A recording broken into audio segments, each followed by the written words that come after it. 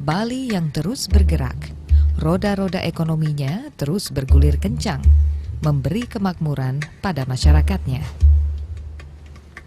Dan pariwisatalah yang menjadi tulang punggung ekonomi Bali. Kekayaan tradisi dan alam budaya membuat pariwisata berkembang pesat menjadi magnet bagi wisatawan-wisatawan asing untuk mengunjungi pulau para dewata ini. Ada tradisi Bali sendiri masih terus hidup dan terpelihara, seperti yang terjadi di Pasraman Manikkeni di Desa Pujungan, Kecamatan Pupuan, Kabupaten Tabanan.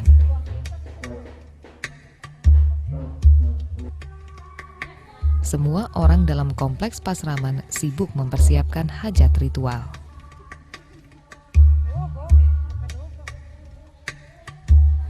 Hari itu akan diadakan upacara Sedaraga, sebuah upacara mematikan raga seorang manusia yang akan ditahbiskan menjadi Brahmana atau Sulinggi.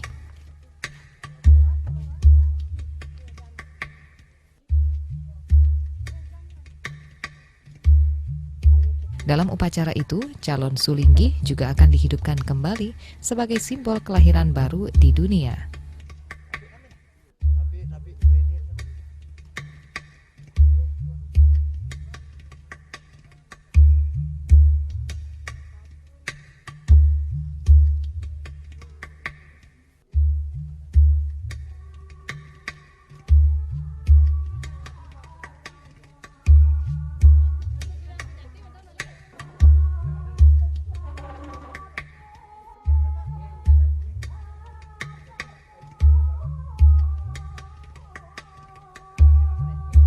Upacara ini merupakan proses awal menjadi Sulinggi, yakni orang yang diberi kedudukan terhormat dalam tatanan keagamaan Hindu di Bali.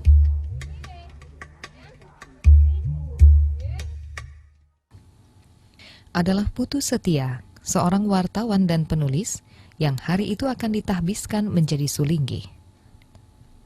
Sejak hijrah dari Jakarta ke kampung halamannya di Bali, Putu memang sudah berniat menjadi pelayan agama. Komitmennya ia buktikan dengan menempuh berbagai jenjang kerohanian yang disyaratkan. Pasraman Manikkeni sendiri adalah kediaman Putu Setia. Anda bisa bayangkan bahwa sebagai seorang manusia, saya adalah seorang wartawan yang demikian bebasnya bergaul, demikian bebasnya bepergian, demikian bebasnya, sebebas-bebasnya lah, sebagaimana layaknya seorang wartawan. Tiba-tiba saya harus menghadapi memasuki dunia kepanditaan yang sangat terbatas. Itu sungguh suatu luar biasa dalam kehidupan saya, tapi bagaimanapun juga tetap saya jalani dengan berbagai tahapan-tahapan yang mudah-mudahan bisa saya lalui sampai puncaknya. Persiapannya sebenarnya sangat melelahkan, baik persiapan secara rohani maupun secara non rohani. Secara rohani saya harus banyak sekali belajar, banyak sekali mengubah perilaku-perilaku dari seorang manusia biasa menjadi seorang manusia yang berperilaku sebagai seorang pendeta, atau dalam ucapan orang Hindu, pandita.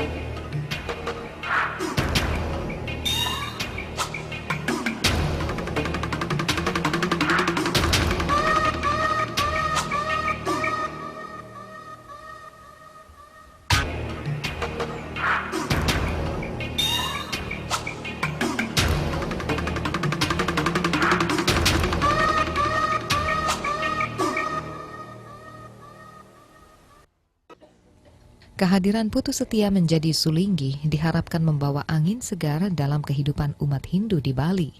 Semasa menjadi Ketua Forum Cendekiawan Hindu Indonesia tahun 1992 hingga 1996, Putu begitu gigih memperjuangkan penghapusan diskriminasi jalur menjadi Sulinggi dan menganjurkan agar ritual-ritual agama dilakukan lebih sederhana tanpa harus bermewah-mewah. Beliau mengambil posisi ini juga tidak lepas daripada fenomena masyarakat Hindu di Bali, di mana masyarakat Hindu di Bali yang kebanyakan belakangan ini kebanyakan melakukan upacara ritual itu dengan cara yang besar-besaran gitu, sehingga terdorong keinginannya ingin menjadi salah satu rohaniawan Hindu, di mana kedepannya beliau juga ikut memberi warna atau memberikan pencerahan-pencerahan bahwa melakukan atau beragama Hindu tidak harus berupacara dengan cara yang besar-besaran, tetapi intinya harus kita pahami seberapa kemampuan kita, itulah yang hendaknya dipersembahkan secara tulus, tidak harus dengan cara memaksakan diri.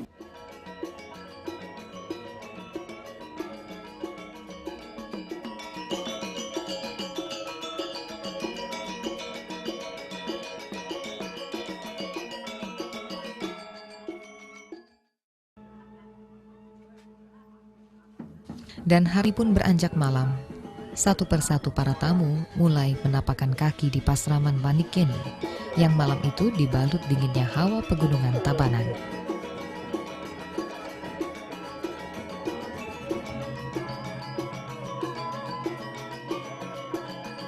Berbagai lapisan sosial masyarakat yang hadir akan menjadi saksi dalam upacara ini.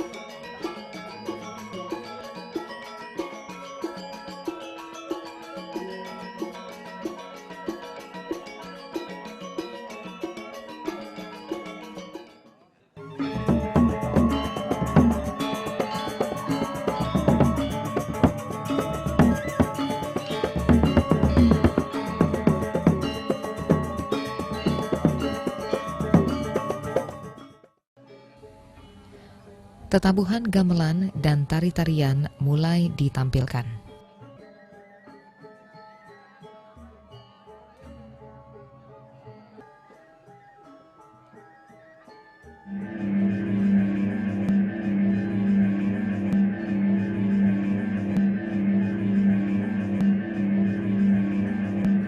Lalu diselingi kidung para Sulinggi mengantar suasana menjadi begitu magis. Upacara pun segera dimulai. Percikan air suci dari seorang Sulinggi membasahi wajah Putu sebagai simbol penyucian jiwa dan raga.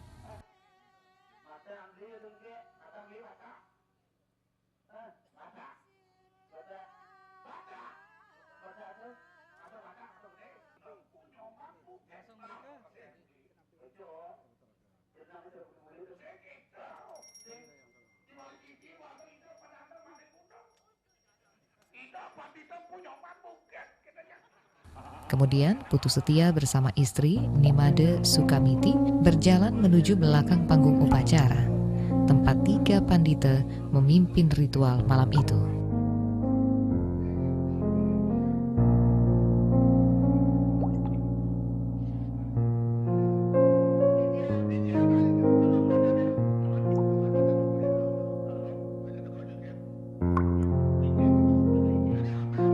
Ketiganya dalam busana ritual dan posisi bersila, khusyuk memainkan genta dan merapal doa. Mereka adalah Ida Pandita Empu Nabe Jaya Prateke Tanaya,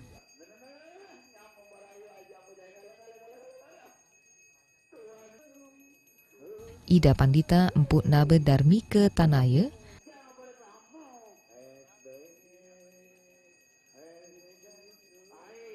dan Ida Pandita Empu Nabe Jaya Rekananda. Setelah diurapi dan diberi minum oleh Ida Pandita Empu Nabe Darmika Tanaya, Putu Setia dan Nikmade Sukarniti dibalut kain putih sekujur tubuhnya.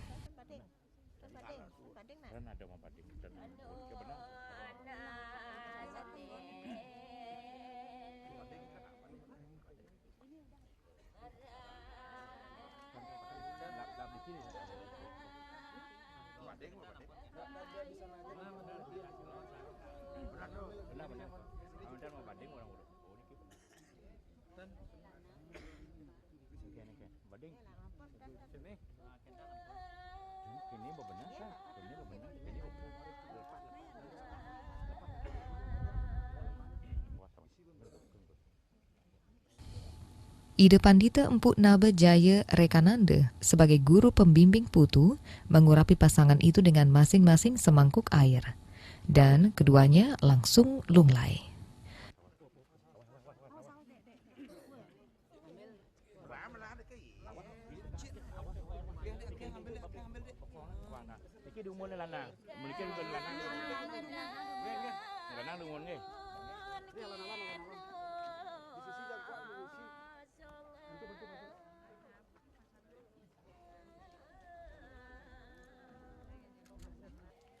Tubuh keduanya kemudian dibawa ke sebuah balai yang dipenuhi selubung kain berwarna emas.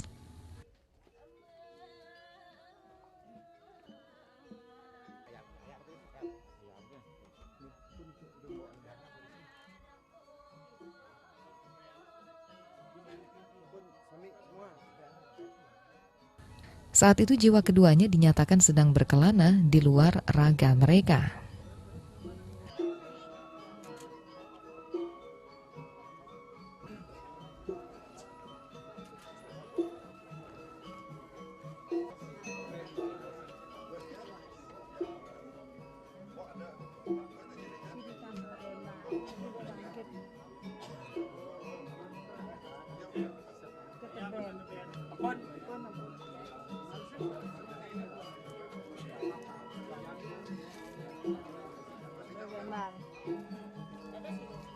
Dadah.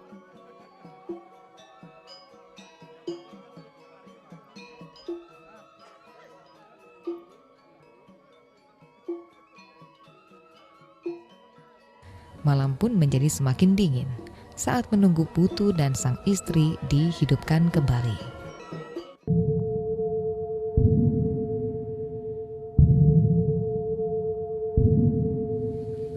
Semilir angin dan kidung yang terus dinyanyikan membuat suasana menjadi mencekam. 20 menit dari proses pematian, tirai disingkap.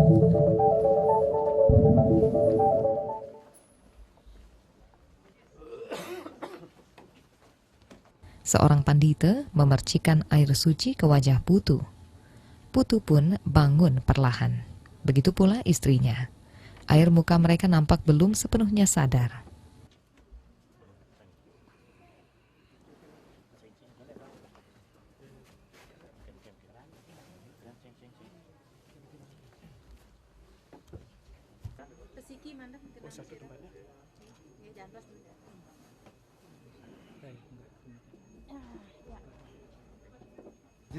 Putu kemudian dimandikan, begitu pula dengan sang istri.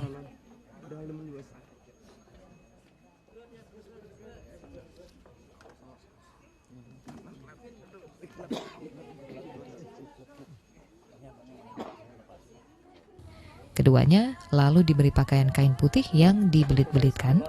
Serangkaian aksesori pun dikenakan yang mengisyaratkan status baru mereka.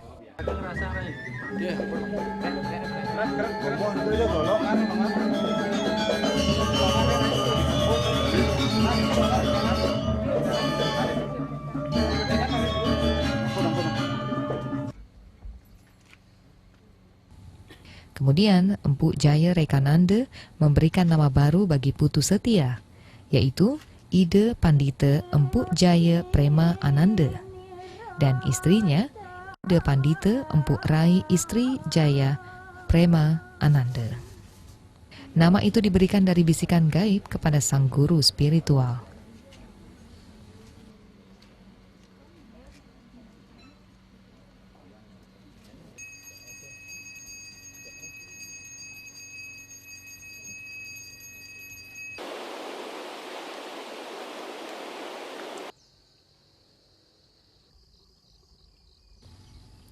Hari pun beranjak pagi. Ini adalah kehidupan baru Putu setia sebagai Ide Pandita Empu Jaya Prema Ananda.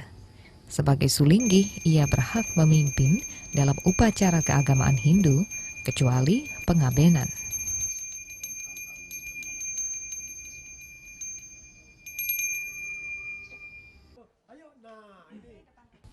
Hadirnya Putu Setia sebagai ide pandita memberikan warna baru dalam tradisi keagamaan Hindu Bali, karena bukan keturunan Brahmana saja yang bisa menjadi pandita, tetapi setiap orang Hindu berhak menjadi pendeta selama ia tekun mendalami ajaran agama dan menyucikan diri. Di sini kita tidak membedakan lagi asal-usul, tetapi kita menjadikan seorang pendeta itu bisa berdasarkan sekolah, misalnya dari institut, berdasarkan intelektual, bisa pengalaman pribadi atau pendalaman seorang otodidaktik dari manapun asalnya. Oleh karena itu kita memakai 3 tingkatan. Pertama, kalau dalam perguruan tinggi S1 itu pemangku yang paling kecil, itu minimal 5 tahun di Godok. Kemudian yang berikutnya Idabawati seperti yang ini, minimal 6 bulan, itu artinya S2. Yang terakhir artinya doktornya itu adalah S3. Ini sudah ini. Jadi gini penjenjangannya. Dan semuanya ini dilakukan dengan tes yang kita sebut Diksha to Riksha, fit and proper test, itulah. Jadi Putu sendiri adalah anak seorang yang memilih jalan dunia, karena leluhurnya adalah pemangku, jenjang awal sebelum menjadi pandita. Salah satu isu yang sering disebut dalam permasalahan adat Bali adalah kasta.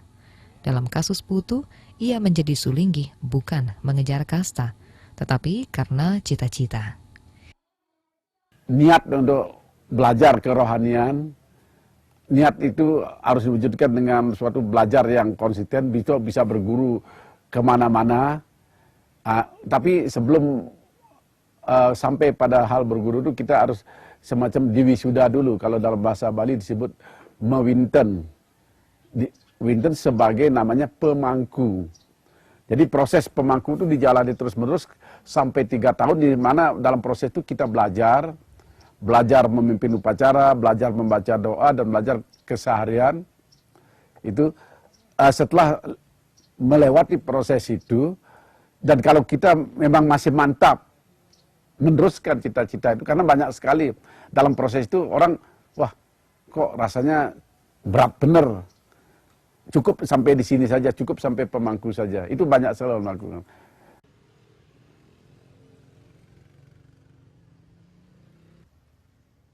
Dalam kehidupan Hindu Bali, kasta selalu memancing kontroversi karena membagi strata masyarakat berdasarkan garis keturunan.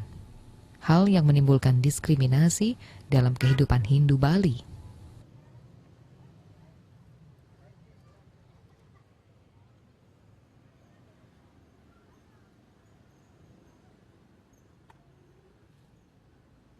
Belanda datang ke Bali mulai tahun 1904, itu dipertajam lagi masalah kasta wangsa di Bali dengan dalih kepentingan sesaat. Tapi kalau kitab suci Weda menyebutkan bukan kasta, adalah wangsa. Wangsa artinya tereh artinya keturunan. Kalau di Bali ada keturunan Brahmana, ada keturunan Ksatria, ada keturunan Wesya. Yang disinyalir Sudra dulu itu adalah sesungguhnya adalah keturunan Brahmana. Jadi dengan demikian di Bali sesungguhnya tidak ada kasta, yang ada adalah wangsa, yang ada adalah warna. Kitab suci Weda mengatakan warna, Bhagavad Gita mengatakan warna. Jadi masyarakat Bali dibedakan atas pekerjaannya, atas tugas pokok dan fungsinya. Bukan dibedakan terhadap yang lain, bukan dibedakan oleh kasta. Jadi dibedakan oleh tugas pokok dan fungsinya. kalau seseorang bisa saja mengisi keempat macam warna itu. Nah misalnya kita selaku dokter misalnya, dari segi pelayan itu Wesya. Nah, kalau saya kemudian membawa menyetir sendiri, itu pekerjaan Sudra sebenarnya. Kemudian kalau saya menjadi pimpinan perguruan tinggi atau menjadi bupati, ini adalah kesatria. Tapi kalau suatu ketika saya seperti Pak Putu Setio menjadi sulingnya, saya Brahmana. Nah, dalam tatanan ini sudah biasa sekarang bahwa guru besar di universitas itu sudah sejajar dengan Brahmana disebut. Brahmana dalam kekinian dari segi ilmunya. Jadi ini saya kira sudah tatanan begitu. Tidak kecil kemungkinan orang yang tadinya keluarga yang tertinggi misalnya tanda petik kasta, bisa saja kalau sekarang pekerjaannya sopir, dia menjadi sopir dari seorang yang dulu dianggap sudra yang kebetulan menjabat sebagai gubernur misalnya. Itulah kira-kira. Ya.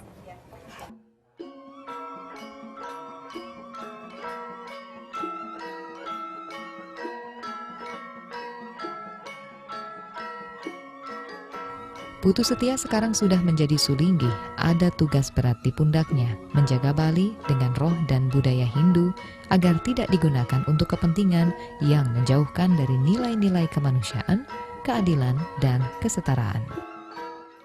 Jadi, saya merasa, kan tugas seorang pendeta setiap pagi kan harus berdoa untuk kedamaian.